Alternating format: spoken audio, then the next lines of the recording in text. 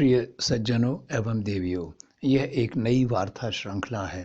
इस पहली कड़ी से हर सप्ताह की कुछ प्रमुख घटनाओं का विश्लेषण सप्ताहांत में किया जाएगा। पहला विषय है यूक्रेन का युद्ध। पिछले 10 महीने से यूक्रेन में युद्ध अनवरत रूप से चल रहा है। विडंबना यह है कि भीषण सर्दी और बर्फबारी में भी लड़ाई रुकी नहीं है, हालांकि उसकी गति धीमी हुई है। चूंकि यूक्रेन भी पूरे जोर शोर से लड़ रहा है, अतः दोनों ही तरफ से हजारों सैनिक मारे गए हैं। निरपराध नागरिक भी बड़ी संख्या में हताहत हुए हैं। यही नहीं, द्वितीय विश्व युद्ध के बाद यूरोप में पहली बार इतनी विकराल शरणार्थी समस्या बनी है, क्योंकि यूक्रेन से लगभग 80 लाख शरणार्थियों ने भागकर पड़ोसी देशों में शरण ली है। दूसरी तरफ जो नागरिक यूक्रेन में अभी भी रह रहे हैं, उनके घरों में न तो बिजली है न गैस, जिससे न तो उनके घर गर्म रह पा रहे हैं न खाना पकाने के लिए सामग्री उपलब्ध है। कारण यह है कि रूस ने यूक्रेन के बिजली संयंत्रों को बमबारी करके तबाह कर दिया है। यूक्रेन युद्ध का एकमात्र कारण रूस का साम्राज्यवाद है। सन 1991 में यूक्रेन सोवियत संघ से अलग जरूर हो गया था, लेकिन उसकी यह आज़ादी पुतिन को पसंद नहीं आई और वे निरंतर यूक्रेन को अपने प्रभाव क्षेत्र में रखने का प्रयास करते रहे। रूस ने ही अपने पिट्ठू यानुकोविच को यूक्रेन का राष्ट्रपति बनवा दिया, लेकिन जब यूक्रेन की जनता ने यूरोपियन यूनियन में शामिल होने के लिए आंदोलन किया तो उन्होंने उसे दबा दिया। तब जनता में विद्रोह हो गया और 2014 में यानुकोविच को अपने पद से हटना पड़ा। रूस इस घटना से इतना आक्रोशित हो गया कि उसने यूक्रेन के क्रीमिया प्रांत पर सेनाएं भेजकर कब्जा कर लिया। अभी कुल मिलाकर यूक्रेन का 20% हिस्सा रूसी सेनाओं के कब्जे में है। लेकिन वर्तमान स्थिति यह है कि रूस का पूरा आर्थिक ढांचा भी क्षत विक्षत हो चुका है। यूक्रेन तो तबाह हुआ ही है, दोनों की सेनाएं भी इतनी लंबी लड़ाई के बाद बहुत कमजोर हो चुकी हैं। अतः ये समझौता वार्ता करने के लिए सही वक्त है।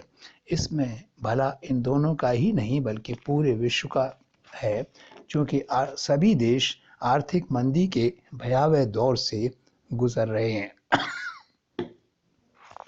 भारत के प्रधानमंत्री मोदी पुतिन से कई बार फोन से अनुरोध कर चुके हैं कि उसे युद्ध बंद कर देना चाहिए। यही बात उन्होंने पुतिन से सितंबर में व्यक्तिगत मुलाकात में भी कही थी। लेकिन ऐसा लगता है कि शांति का सबसे बड़ा दुश्मन संयुक्त राज्य अमेरिका है, जो अरबों डॉलर की आर्थिक सहायता तथा अत्याधुनिक हथियार यूक्रेन को दिए जा रहा है। इसे किसी भी तरह दूरदर्शिता का काम नहीं कहा जा सकता। कुल मिलाकर यूक्रेन में स्थिति चिंतनीय है। दूसरा इस सप्ताह का प्रमुख विषय है चीन में कोविड। इस सप्ताह की एक और प्रमुख घटना है चीन में कोविड का तेजी से उभरना। पिछले 3 वर्षों से चीन ने अपने नागरिकों पर बहुत सी पाबंदियां लगा दी थी और उनका घर से बाहर निकलना भी मुश्किल था। सख्ती इतनी थी और इतने लंबे समय चली कि जनता ने हजारों की संख्या में इसके विरोध में प्रदर्शन शुरू कर दिए।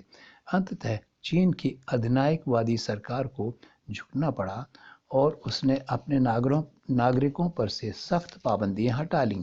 लेकिन ऐसा करते ही चीन की कोविड संबंधी नीति की कमजोरी सारी दुनिया के सामने उजागर हो गई। कारण यह था कि नागरिकों को तालाबंदी में रखने से उनमें हर्ड इम्यूनिटी नहीं बन पाई। साथ ही यह कदम इतनी हड़बड़ी में उठाया गया कि चीन की समूची स्वास्थ्य व्यवस्था चरमरा गई।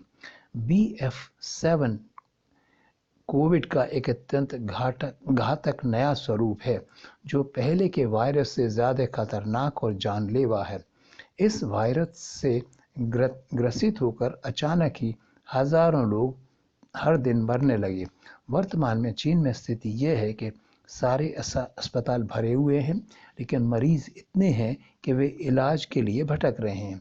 मौतें इतनी हो रही हैं कि वहाँ शवदाह गृह 24 घंटे काम करने के बाद भी लाशों का दाह नहीं कर पा रहे हैं और मृतकों के रिश्तेदार हफ्तों तक उनके दाह की व्यवस्था करने के लिए कतारों में खड़े हुए हैं। डॉक्टरों, नर्सों, मरीजों के बिस्तरों सभी की बेहद कमी हो गई है। बाजार में दवाइयों की भी किल्लत है, वहाँ भी लंबी लाइनें लगी हैं।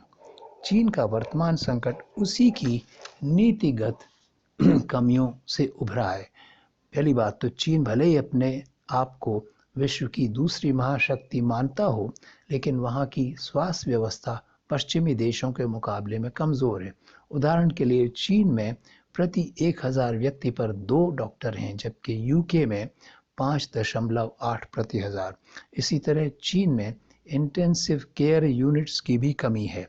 चीन के आईसीयू के बेड्स प्रति 1 लाख पर केवल 3.6 हैं, जबकि यूएसए में 34.7 अर्थात 10 गुने